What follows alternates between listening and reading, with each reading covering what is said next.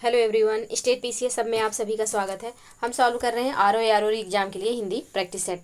इसके पहले हमने 7 प्रैक्टिस सेट सॉल्व कर लिया है और ये आज हमारा 8वां प्रैक्टिस सेट है। अगर अभी तक आपने वो वीडियोज नहीं देखे हैं तो चैनल पे अपलोड है, आप लोग जाके देख सकते हैं।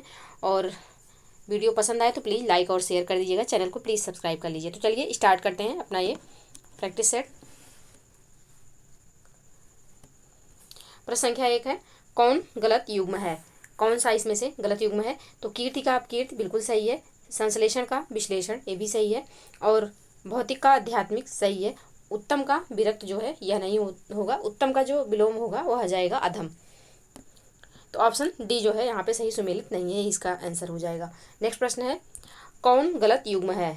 कौन युग्म यहाँ पे गलत है? मूक का वाचाल बिल्कुल सही है, ऐश्वर्य का अनैश्वर्य बिल्कुल सही है, छली का बहिरंग नहीं होगा, अंतरंग का बहिरंग होता है, अभिज्ञ का अनभिज्ञ बिल्कुल सही है। तो यहाँ पे पूछा गया गलत युग्म कौन सा है, तो ऑप्शन सी यहाँ पे गलत युग्म हो जाएगा। नेक्स्ट प्रश्न है, नवीन शब्द का विलोम शब्द बताइए। नवीन शब्द का विलोम क्या होगा? तो नवीन शब्द का विलोम प्राचीन हो जाएगा, ऑप्शन ए यहाँ पे सही आंसर होगा। नेक्स्ट प्रश्न है, अर्वाचीन शब्द का विलोम होगा। अर्वाचीन शब्द का विलोम क्या होगा? तो अर्वाचीन शब्द का विलोम हो जाएगा प्राचीन, ऑप्शन ए यहाँ पे सही आंसर होगा। नेक्स्ट प्रश्न है, उन्मूलन का विलोम है। उन्मूलन का विलोम क्या हो जाएगा? तो उन्मूलन का विलोम होगा रोपण, ऑप्शन सी यहाँ पे सही आंसर हो जाएगा। नेक्स्ट प्रश्न है, अनुरक्त शब्द का विलोम है। अनुरक्त का विलोम क्या होगा? तो अनुरक्त का विलोम हो जाएगा विरक्त, ऑप्शन डी यहाँ पे सही आंसर होगा। नेक्स्ट प्रश्न है,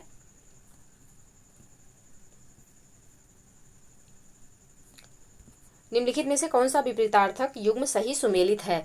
कौन सा यहाँ पे ऐसा है जो कि सही सुमेलित है? तो उद्योगी का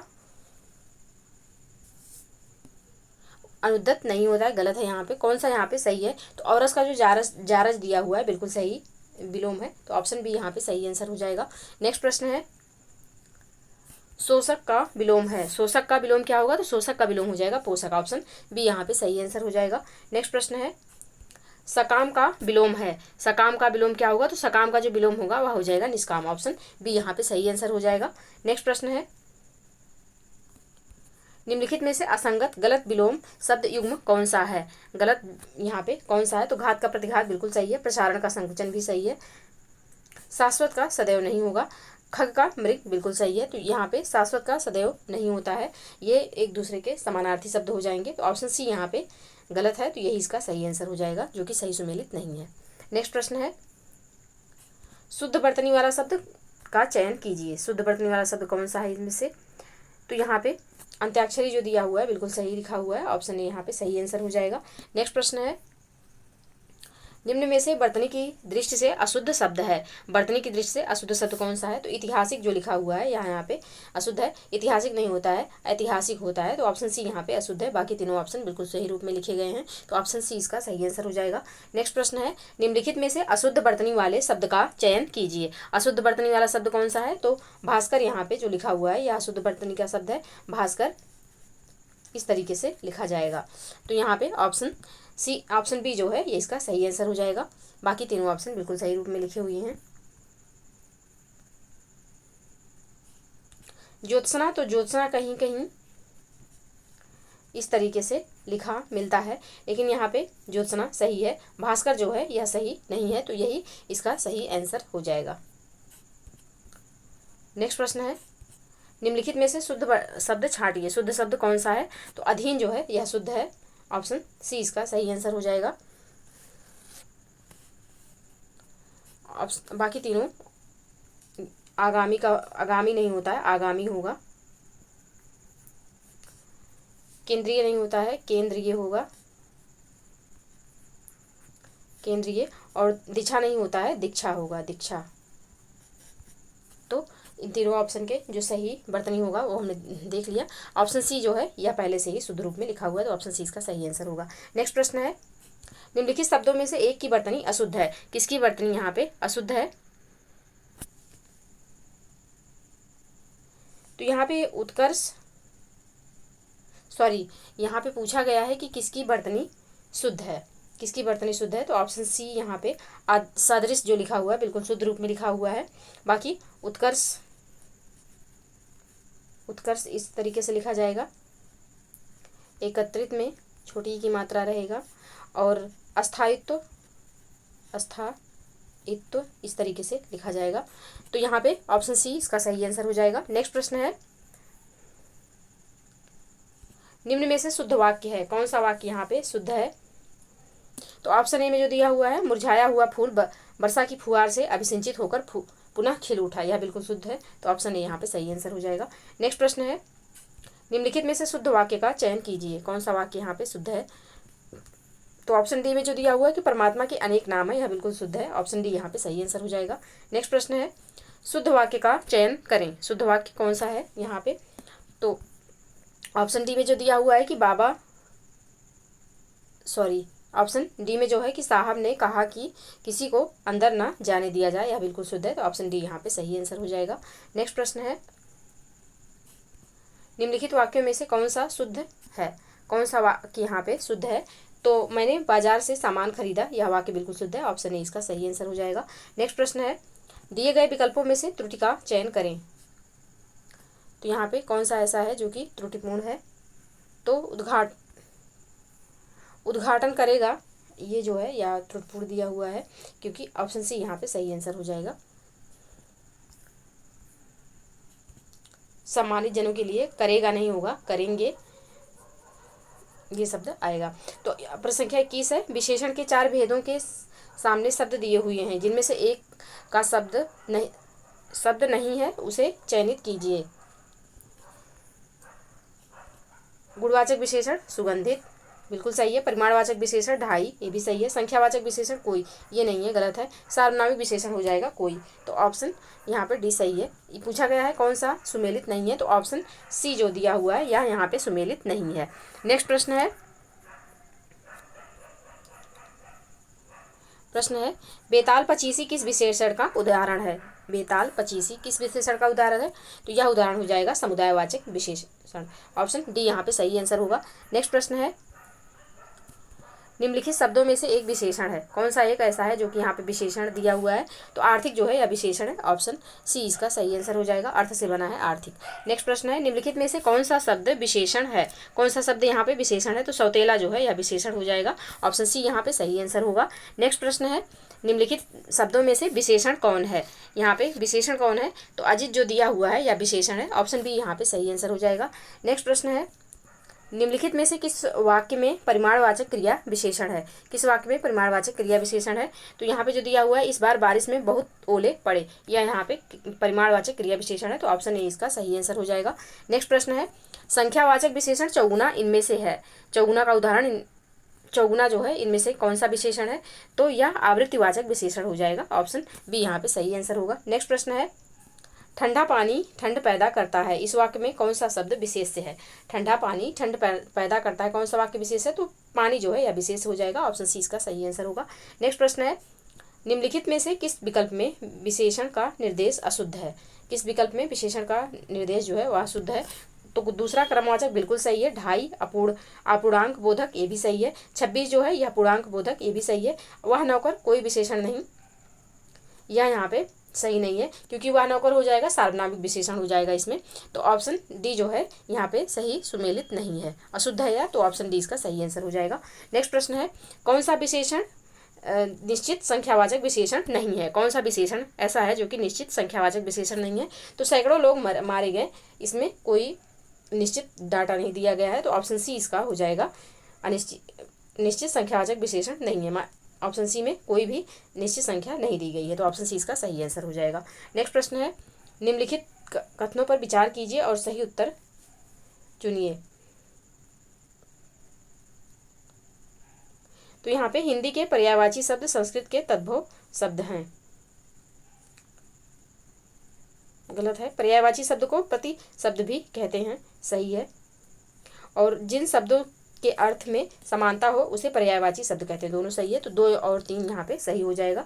तो 2 और 3 जो है ऑप्शन डी में दिया हुआ है, तो ऑप्शन डी इसका सही आंसर हो जाएगा। नेक्स्ट प्रश्न है, अलंकेश पर्यायवाची शब्द है, अलंकेश किसका पर्यायवाची है? तो कुबेर का पर्यायवाची हो जाएगा। ऑप्शन सी यहाँ पे सही आंसर होगा। नेक्स्ट प्रश्न है, तर्कस का पर्यायवाची शब्द है, तर्कस का पर्यायवाची क्या होगा? तो तर्कस का पर्यायवाची हो जाएगा निशंग। ऑप्शन डी यहाँ पे सही आंसर होगा। नेक्स्ट प्रश्न है, स्त्री का पर्यायवाची शब्द नहीं है। स्त्री का पर्यायवाची कौन सा शब्द नहीं है? तो ललाम जो है यह स्त्री का पर्यायवाची नहीं है। ऑप्शन सी यहाँ पे सही आंसर हो जाएगा। नेक्स्ट प्रश्न है, इनमें से एक पतवार का पर्यायवाची है। कौन सा यहाँ पे पतवार का पर्यायवाची है? तो कर्ण जो है यह पतवार का पर्यायवाची। ऑप्शन सी यहाँ पे सही आंसर हो जाएगा। नेक्स्ट प्रश्न है, ओघ शब्द पर्यायवाची है। ओघ जो है किसका पर्यायवाची है? तो यह ढेर का पर्यायवाची है। ऑप्शन ए यहाँ पे सही आंसर हो जाएगा। नेक्स्ट प्रश्न है, निम्नलिखित में से नौका का पर्यायवाची है। नौका का पर्यायवाची क्या होगा? तो नौका का पर्यायवाची हो जाएगा तरड़ी। ऑप्शन ए यहाँ पे सही आंसर हो जाएगा। नेक्स्ट प्रश्न है, सुंदर शब्द का पर्यायवाची है। सुंदर का पर्यायवाची चारू हो जाएगा। ऑप्शन ए यहाँ पे सही आंसर होगा। नेक्स्ट प्रश्न है, निम्नलिखित में से कौन सा शब्द पुत्री का पर्यायवाची नहीं है? कौन सा शब्द यहाँ पे पुत्री का पर्यायवाची नहीं है? तो दौहित्र जो है यह पुत्री का पर्यायवाची नहीं है। ऑप्शन बी यहाँ पे सही आंसर हो जाएगा। नेक्स्ट प्रश्न है, पक्षी का पर्यायवाची है। पक्षी का पर्यायवाची क्या होगा? तो बिहक जो है यह पक्षी का पर्यायवाची हो जाएगा। ऑप्शन डी यहाँ पे सही आंसर हो जाएगा। नेक्स्ट प्रश्न है, रजोगुण वाला जो है इस वाक्य के लिए एक शब्द क्या होगा? तो रजोगुण वाला होगा राजसिक। ऑप्शन बी यहाँ पे सही आंसर हो जाएगा। नेक्स्ट प्रश्न है,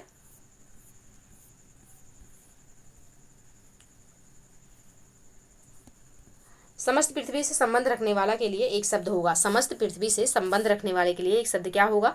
तो इसके लिए एक शब्द हो जाएगा सार्वभौमिक। ऑप्शन सी यहाँ पे सही आंसर होगा। नेक्स्ट प्रश्न है, कष्ट से संपन्न होने वाला।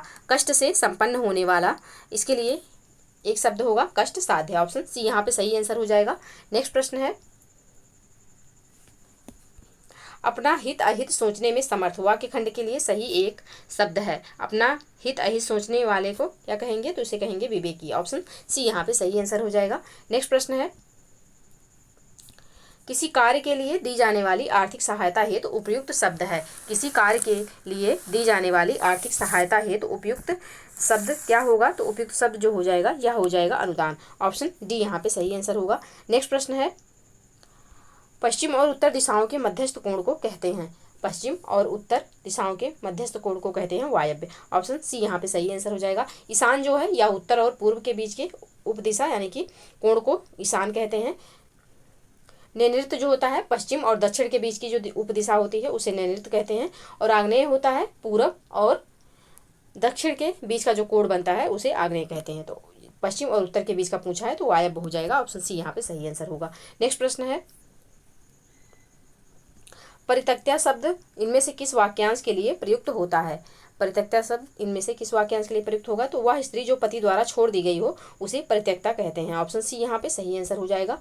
नेक्स्ट प्रश्न है, जिसे यह ना जान पड़ता हो कि क्या करूं और क्या ना करूं का अर्थ होगा, तो यह अर्थ हो जाएगा किंग कर्तव्य विमूढ़। ऑप्शन सी यहाँ पे सही आंसर होगा।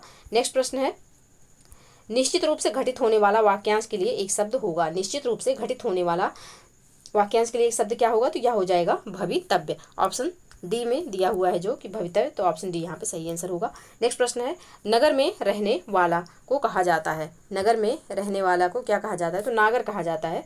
ऑप्शन बी यहाँ पे सही आंसर हो जाएगा। नागर का एक अर्थ होता है चतुर। ऑप्शन बी यहाँ पे सही आंसर होगा। नगर में रहने वाले को नागर कहते हैं। मुद्री का तत्सम रूप है। मुद्री का तत्सम रूप मुद्रिका हो जाएगा। ऑप्शन डी यहाँ पे सही आंसर होगा। नेक्स्ट प्रश्न है,